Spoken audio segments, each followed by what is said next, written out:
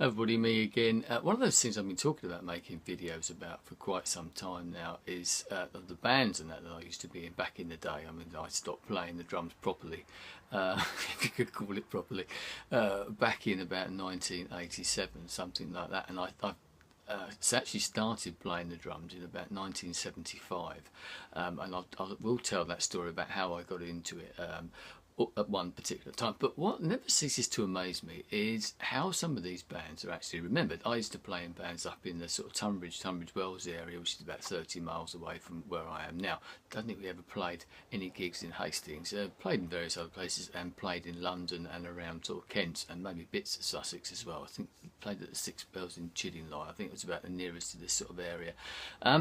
But a couple of things recently have just sort of brought this home to me about how people remember. Getting in contact with people that I used to know back then, back in the sort of 70s and 80s up in the Tunbridge area, getting reintroduced to people that I haven't seen since that sort of time, which is very good, either on Facebook or actually meeting up with some of these people. It's great to sort of get together and reminisce and all that sort of thing.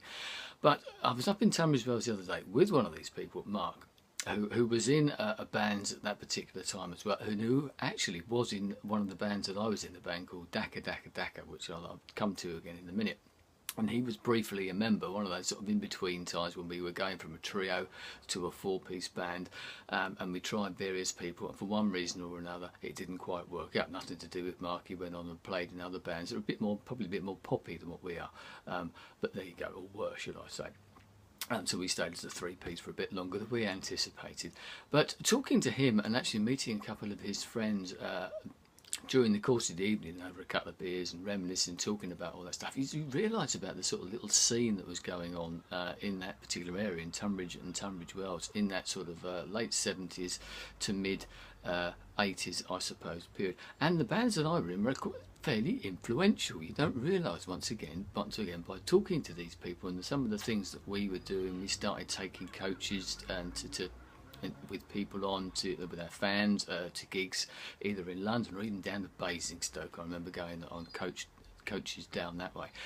Nobody, as far as I'm aware, was doing that type of thing. Also, we were playing my favourite passionate thing I could keep going on about was original music, as was Mark and some of the other bands that we were involved in with that scene. Yes, there were decent covers bands around, but it was just as bad back then as what it is now. In some ways, it might even have been worse. It makes you, when you think back about it, it makes you wonder how on earth some bands ever got anywhere. Maybe they did have to go to London in those days because it was just about the only opportunity you get. A band from Hastings probably would never really have got very far, or from Tunbridge certainly would never have got very far. Thankfully we weren't that far from London.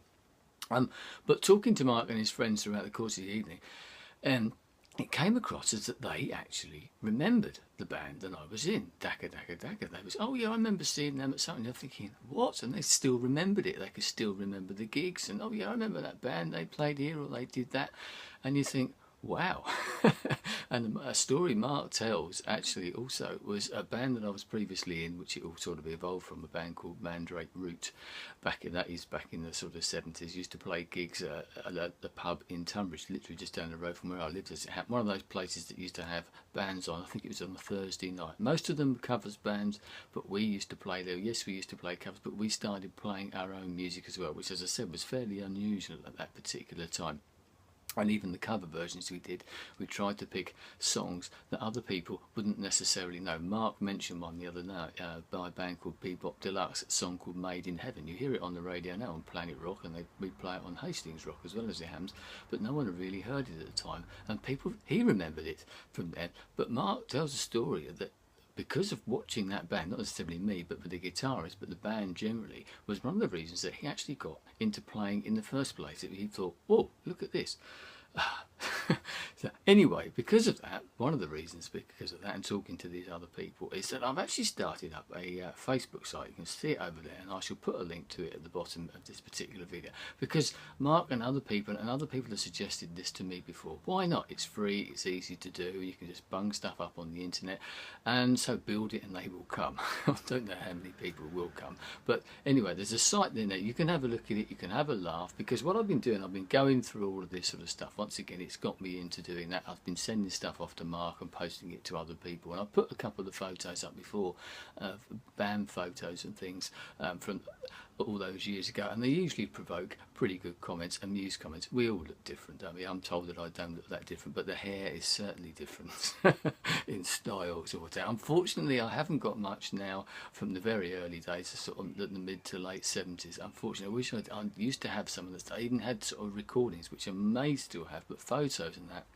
you know how it is, they all disappear, you move and things happen, you throw things out that you don't think you want anymore, and then you get a few years down the line, you think, shit, why didn't I keep that? So what I found, and I found that things like this is just old flyers and that from gigs that we used to play, and I've got tickets here from the play when we played at the Mean Fiddler, a coach ticket from when we took people down to Basingstoke, and I got sort of press cuttings that I cut out and things like this in the BMA. I've even got, and I found that I've forgotten about this actually, is this whole sort of list here, and this is all of the sort of principal dates, if you want to call it that, of the sort of my sort of history in bands. Even when I bought my first drum kit, which I can tell you now, it's on here, in February of 1975 is when I bought my first drum kit, and therein lies a tale. As I said, the first gig I ever did was on the 7th of June 1975, and actually I can probably tell you when the last gig was.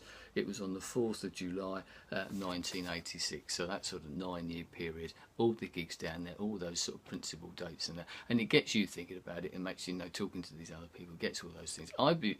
If you're interested, have a look. It could be a bit of fun. If nothing else, I should just put bits and pieces out there from all the bands. If anyone's interested, they can comment on it or whatever. Get in touch with me. My email's on there or whatever as well. It's a bit of fun. Maybe you want to do it if you were in something like that. But it is quite surprising, and maybe I'll find out. And there's another story I could relay as well about how someone contacted me completely out of the blue. Sadly, not all of the band members are still here. Phil Alamo, the singer, with Dakka Dakka Dakka for the last few years of their brief career in inverted commas, sadly died in 2011, so he's not around to see this, but so it's a bit of a memory for him as well. We did make a single, and I'm trying to get that so that I can digitise it and put it up there. There is a link to a recording of when we did play at the Mean Fiddler, which I mentioned, which was back in 1986, I believe, or 1985, something like that. And we recorded it via the mixing desk. It's not great, but it's pretty good. It's quite interesting to listen to. Sounds a bit different, sounds a bit anarchic at times, but in some ways that's what it was all about, wasn't it? Have a look, see what you think, let me know. If it's a bit of labour of love for me, and it's one of those, once again, that's that whole digital memory thing. As long as Facebook stays there, and who knows, that will be up there. But at least I've got the memories, and I'm digitising them to put them up there as well, so maybe I can put them somewhere else as well. Anyway, I'd love to hear what you think about that, and I'll speak to you again soon. Goodbye.